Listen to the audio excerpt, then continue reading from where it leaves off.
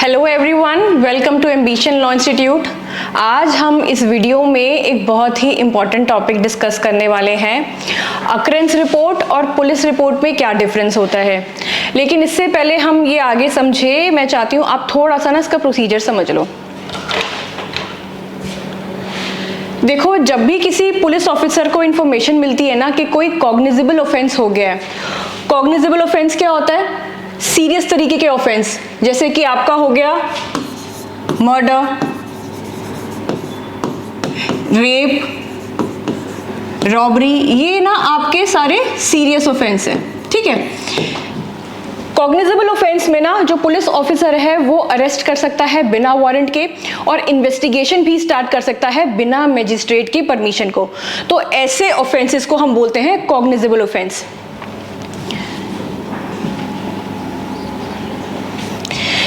देखिए, मान लीजिए एक पुलिस ऑफिसर है, उसको इंफॉर्मेशन मिलती है कि रॉबरी हो गई है, तो वो क्या करेगा?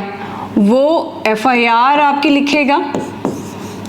एफआईआर के बाद केस को इन्वेस्टिगेट करेगा। यहाँ पे आपकी इन्वेस्टिगेशन स्टार्ट हो जाएगी।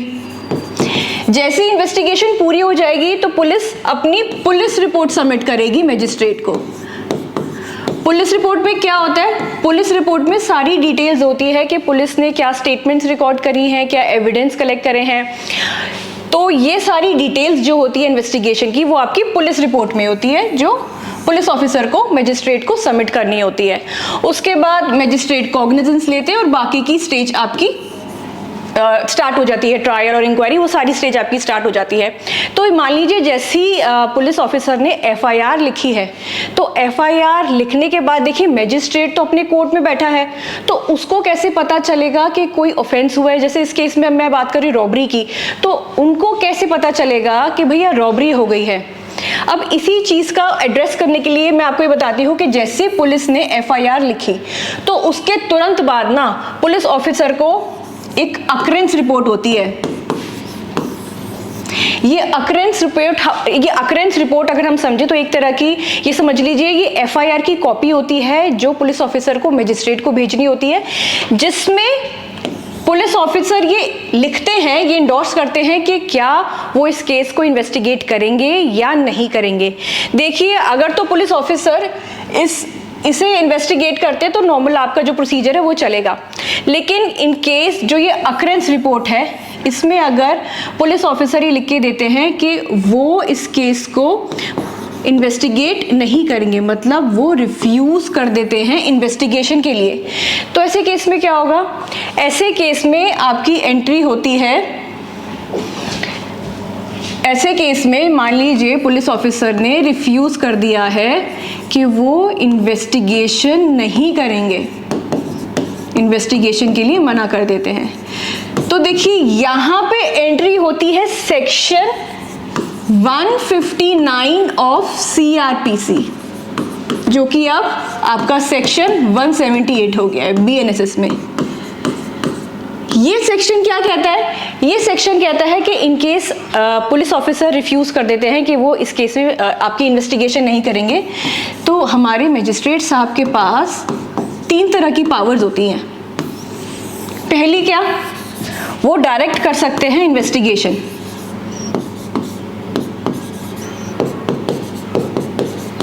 इन्वेस्टिगेशन डायरेक्ट कर सकते हैं। दूसरा ऑप्शन क्या है उनके पास कि वो इंक्वायरी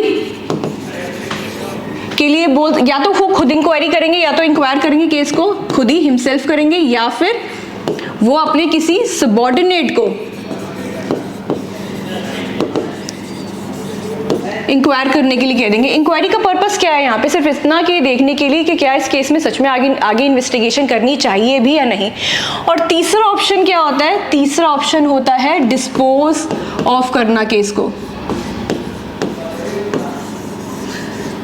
मान लीजिए मजिस्ट्रेट कहते हैं कि नहीं, इसमें इन्वेस्टिगेशन करने की जरूरत नहीं है, तो वो केस को डिस्पोज ऑफ कर देंगे। लेकिन अगर वो केस को डिस्पोज ऑफ करते हैं तो उस केस में जो कंप्लेनेंट है, जिसने एफआईआर करी है, वो उनको कहेंगे कि आप एक काम करिए, आप सीआरपीसी के सेक्शन 200 में कंप्लेंट फाइल कर दीजिए। और जब वो इन्फॉर्मेंट कंप्लेंट फाइल करता है तो मजिस्ट्रेट फिर कॉग्निजेंस लेते हैं और कंप्लेंट प्रोसीडिंग स्टार्ट हो जाती है। तो ये 3 ऑप्शंस होते हैं जब पुलिस ऑफिसर मना कर देते हैं कि वो इन्वेस्टिगेट नहीं करेंगे। देखिए, अगर मजिस्ट्रेट को लगता है कि भाई इन्वेस्टिगेशन करनी ज़रूरी है तो वो डायरेक्ट कर सकते हैं, डायरेक्ट इन्वेस्टिगेशन। अब जब पुलिस ऑफिसर को बोल दिया कि आपको इन्वेस्टिगेशन करनी है तो इस केस में the police officer is now bound to investigate the case. वो मना नहीं कर सकते, here he is bound to investigate the case, अगर एक बार मजिस्ट्रेट साहब ने बोल दिया तो अब हम आगे चलते हैं। देखिए, एक चीज ये समझ लीजिए कि जो अकरेंस रिपोर्ट है, ये अकरेंस रिपोर्ट जरूरी क्यों होती है? एफआईआर तो कर दी, उसके बाद ये अकरेंस रिपोर्ट की रेलेवेंस क्या है, क्यों इतना जरूरी है कि इसको देना ही पड़ेगा? देखिए, 2 चीजें समझिए कि जैसे मजिस्ट्रेट को ये पता नहीं है कि ऑफेंस हुआ है, तो जैसे ही ये अकरेंस रिपोर्ट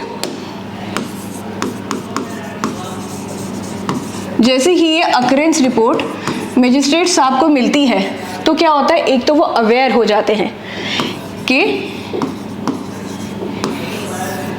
कोई कॉग्निजेबल ऑफेंस कमिट हुआ है। दूसरा, जो एफआईआर है उसमें कोई मैनिपुलेशन या इम्प्रूवमेंट नहीं हो पाएगी। मान लीजिए अगर लगता है, अगर ये अकरेंस रिपोर्ट मजिस्ट्रेट को मिल जाती है और उनको बाद में लगता है कि कुछ इम्प्रूवमेंट्स या ना मैनिपुलेशंस है एफआईआर में, तो वो क्या करेंगे, अपनी कॉपी उठाएंगे जो पुलिस ऑफिसर ने सर्व करी है और जो बाद में एफआईआर है पुलिस की जो कॉपी है उसको कंपेयर करेंगे। अगर उसमें कुछ डिस्क्रिपेंसी लगी, कुछ चेंजेस लगे, तो वहीं पर उनको पता चल जाएगा कि एफआईआर मैनिपुलेट हुई है और उसकी एविडेंट्री वैल्यू जो है वो कम हो जाएगी या फिर बिल्कुल खत्म हो जाएगी। तो इसके अंदर मैनिपुलेशंस अवॉइड हो जाती हैं एफआईआर में। और तीसरा, अगर डिले है, एक ज़रूरत से ज़्यादा डिले है अगर अकरेंस रिपोर्ट सबमिट करने में, तो उस केस में भी एक सस्पिशन, एक डाउट क्रिएट हो जाएगा जज के माइंड में उस एफआईआर को लेके कि कोई उसके अंदर ऐसा बदलाव तो नहीं है जो इस केस को हैम्पर कर सके। तो अगर एक डिले है, अच्छा खासा डिले है, तो उस केस में भी मजिस्ट्रेट साहब अवेयर हो जाएंगे। तो बेसिकली अकरेंस रिपोर्ट सबमिट करनी बहुत ज़रूरी है। ये एक तरह की कॉपी ही होती है एफआईआर के ऊपर जिसपे पुलिस ऑफिसर इंडोर्स कर देते हैं कि वो इस केस को आगे इन्वेस्टिगेट करेंगे या नहीं करेंगे। तो अब हम इसके डिफरेंस को समझते हैं कि अकरेंस रिपोर्ट और पुलिस रिपोर्ट में क्या डिफरेंस होता है।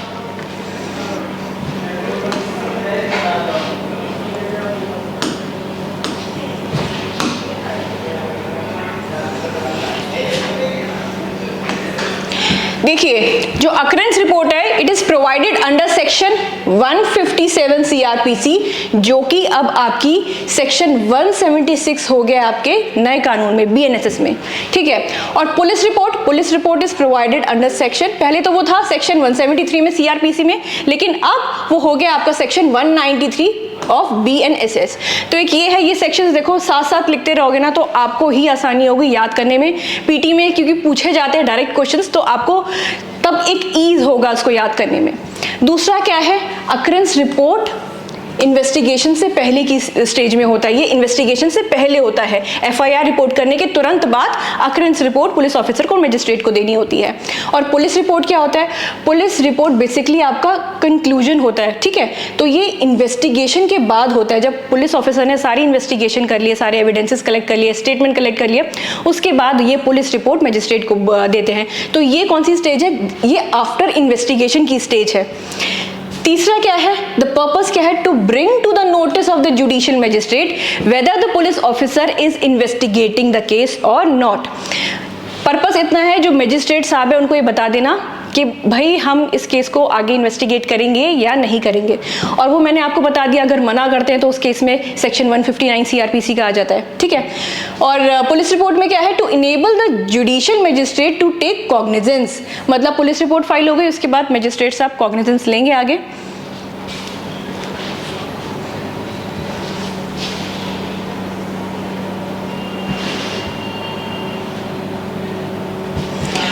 अब हमारा फोर्थ पॉइंट क्या है, after occurrence report investigation proceeding start. देखो एफआईआर हो गई, एफआईआर के बाद अकरेंस रिपोर्ट है ना, उसके बाद इन्वेस्टिगेशन आपकी स्टार्ट हो जाती है, ठीक है। तो after occurrence report investigation start, after police report inquiry will start. Fifth point, occurrence report is a privileged communication and your police report is a public document। ये एक public document है और ये एक privileged communication है। Basically एक administrative report ही होती है ना, जो पुलिस ऑफिसर मजिस्ट्रेट्स आपको दे रहे होते हैं, तो एक तरीके से आप बोल सकते हैं ये एक एडमिनिस्ट्रेटिव रिपोर्ट है। Now your sixth point is occurrence report is not substantive evidence. ये कोई एविडेंस नहीं होता, ये बस एक इंफॉर्मेशन होती है जो मजिस्ट्रेट को देनी जरूरी होती है कि आगे क्या करने वाले हैं पुलिस ऑफिसर, इन्वेस्टिगेट करेंगे केस को या नहीं करेंगे। और आपका जो पुलिस रिपोर्ट है ये एक सब्सटैंटिव एविडेंस होता है। तो आई होप आपको ये दोनों के बीच में डिफरेंस समझ में आ गया होगा। ये बहुत इंपॉर्टेंट है, एग्जाम में पूछा जाता है। और अगर आपको समझ में नहीं आया, कोई क्वेरी है, तो आप कमेंट बॉक्स में जाइए और मुझे बताइए और मैं पूरी कोशिश करूंगी आपके क्वेरीज को सॉल्व करने के लिए। So thank you so much for watching this video and all the very best for your exams.